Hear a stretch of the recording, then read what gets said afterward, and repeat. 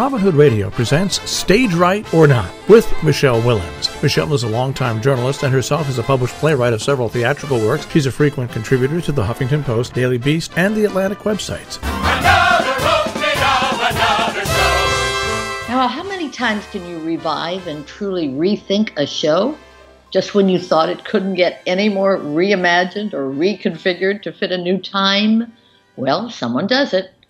Now, who knows what Rodgers and Hammerstein would have thought of the new version of Oklahoma? It was their first collaboration that is selling out nightly at St. Anne's Warehouse in Brooklyn. I honestly don't know the answer, and, well, we never will. The current production was certainly the most interesting of my theater-going week, which also included a British comedy about what we would call billiards, and a bleak and edgy drama by a film director making his first attempt at conquering the stage. But let's start in the Dumbo section of Brooklyn. The show is theoretically called Rodgers and Hammerstein's Oklahoma, but in this case it should be called Daniel Fish's Oklahoma, since the director has kept the words, characters, and songs, but little else.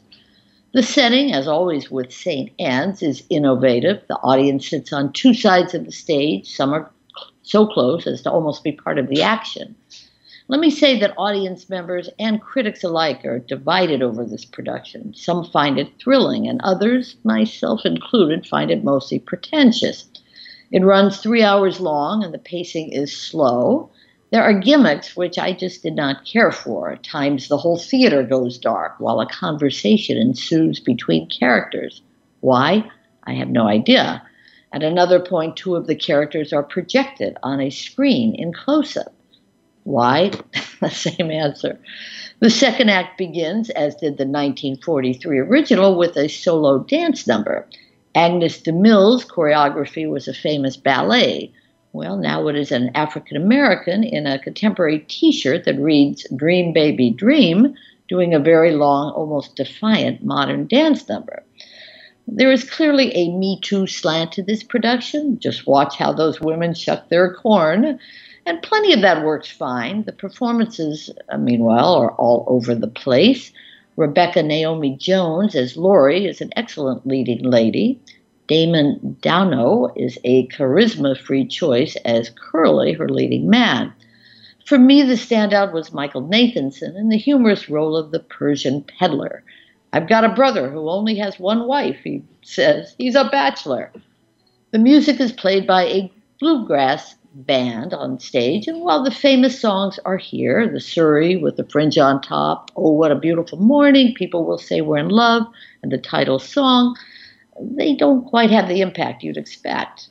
Now, I am all for taking a fresh look at classics. For me, this one felt more self-important than revelatory. It's hard to find any beautiful mornings through the darkness here, but again, others disagree, and well, that's what makes the theater world go round. Then there is the one show of my week that is actually on Broadway, and that is The Nap, a Manhattan Theatre Club production at the Samuel J. Friedman Theatre. This one is written by London's popular Richard Bean. His last big thing on our shores was One Man, Two Governors, which introduced us to a performer named James Corden. The current show is about a game called snooker, a popular pub activity, which looks pretty much like our pool or billiards. It centers on a championship weekend in Sheffield that involves a young man who is being pressured to tank, so to speak, so others can come out ahead.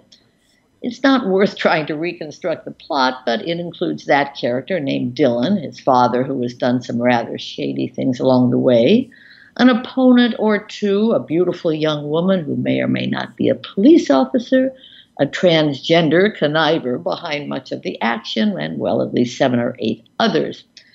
This is all directed by the very busy Daniel Sullivan. Humor, obviously, is totally subjective. Some find The Nap enjoyably witty. Others I noticed walking out at intermission, or dare I say, napping. This is farce, but not slapstick like the other British comedy, The Play That Goes Wrong, which is ending its run on Broadway. There are some clever lines. "I was a pole dancer. It must be genetic because my father was a fireman." The unseen announcers for the final game will get even the non-laughers to smile, I think. But there are too many jokes about vegetarians. When Dylan explains he does not want a sandwich with anything that has brains, he's told they're shrimp, not novelists. And the constant malapropisms uttered by that transgender powerhouse named Waxy Bush grow tiresome. The peanut analogy, the child effigy, I'm internally grateful, and so on. We can watch the actual game playing on a screen above the actors, and apparently even the performers aren't sure what balls will go in what holes exactly when. Well, if this sounds like your cup of tea, you will likely enjoy a few hours to snicker while they snooker. My final show is it's at the Always Challenging Flea Theater in Tribeca. This season they are focusing on race issues, and the first is a world premiere of Emma and Max. The name of note here is that of writer-director Todd Solondz.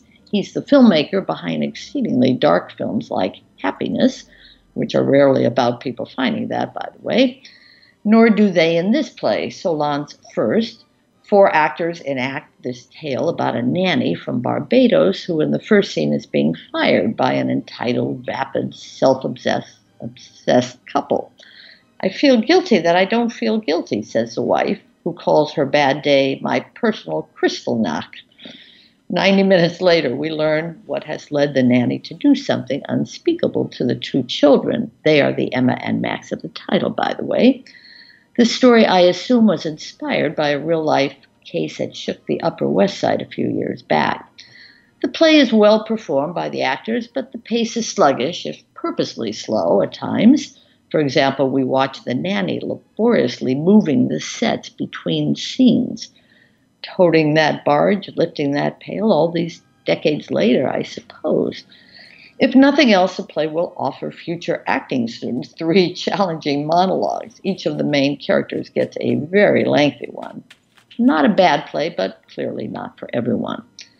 So another only in New York kind of week for me. Some laughing, but not quite enough. Some thinking about an ongoing issue, but not in a subtle enough way. And discovering, Jill, that some old things can be new, if not necessarily better again. Apropos, when are you going to see My Fair Lady? Soon. Yes. Laura Benanti comes into the role. And I am going to go see that, of course, because, A, I love her, and I think it's going to change the tone of that one, which also strikes many people as being kind of bloodless and humorless. And if nothing else, this will be a more enlivened Eliza. It is interesting because I am always fascinated just by things that go on, and when different people pop up different places, and I was looking through a cast list, and Laura, it's apropos Laura Benanti.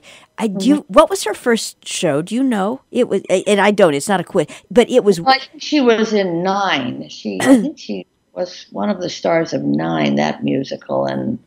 Well, it was a little after. It was a little after that, and she was a triumph and a joy, and she sort of. It wasn't a starring role, but she was. Her talent was absolutely clear in the way that going back, Faith Princess. It was just absolutely. So I just. Yeah, Gypsy. I think might have been her first Tony nomination for Gypsy, where she played the. Rose, the daughter, the ugly duckling who becomes the stripper. She's, there are a lot of Benanti fans out there. I always thought she should get this part. So we'll see. We'll see what she does. Yeah. Taking nothing away from the person who's currently playing it, but bringing me to it. It is hard to know if there's, and this is a personal response. This is a personal reaction to responses I am hearing. It feels sometimes as though what's missing is the joy and the fun. Yeah. And I agree.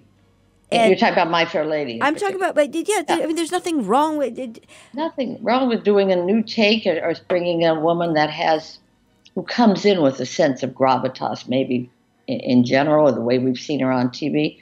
And of course would bring her own interpretation. And, you forget how important. Well, we know how important casting is, but how one person sometimes it can just be a misfit. Other times they change. They really change the meaning of a role. Because you have to play to it. If the center, so to speak, is a certain way, then the planets have to move around that center. They just do. What I find fascinating is, of course, Diana Rigg is Mrs. Higgins. The role of Mrs. Higgins hasn't changed that much. Right. And that is, especially as some of us get older. That was memorable. That was memorable as a kid, and that's equally memorable now because as one evolves through life, let's call it, you gain wisdom. Even the thickest gain wisdom from experience and begin to know that it's not quite as black and white as you think it is when you're in your early 20s, which you're meant to do. Absolutely. No, the audiences change as they get older. The actors change a piece. This Oklahoma, the casting of that was very obvious. It's obviously multi-cultural and very diverse, but that's fine. We've gotten used to that. The men are still men, the women are still women. But, some odd casting that really, for me, hurt it badly. When you see a Curly who looks more like an Italian, an Italian pizza maker than he does a cowboy from the West. I don't know. You wonder about some choices. And I think they heard it. And when is New Company coming? I don't know when Company is coming here. Certainly not this fall. Maybe in the spring. I don't think it's on the fall list. We have a lot of things on that fall list, as you know. But in terms of musicals, I don't think Company or Kiss Me Kate are coming till next year. I may be wrong, but I don't think so. And, I was thinking this week as I walked by School of Rock, still playing, and I thought to myself, wait, I thought that closed. And I've said this to you a few times, that they announce shows are closing.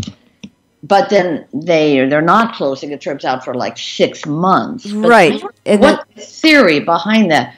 I guess they're hoping to sell so many tickets quickly, which makes sense. No, I always thought just money. Again, going back when 12 weeks to give people the opportunity.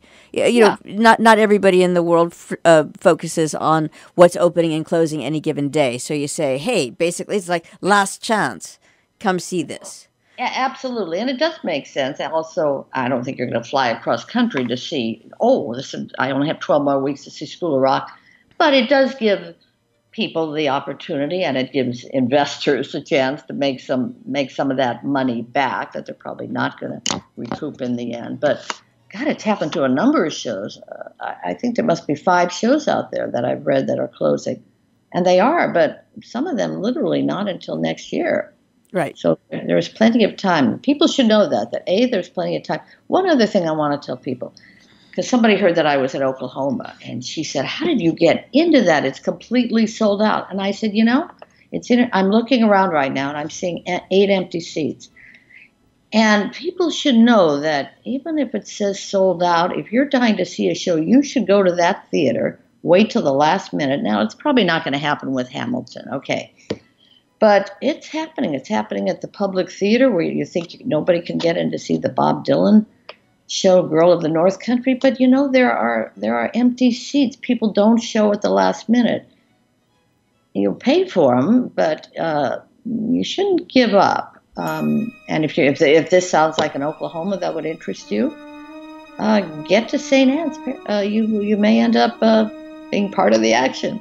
Stage Right or Not with Michele Willens, produced in the studios of Robin Hood Radio, robinhoodradio.com.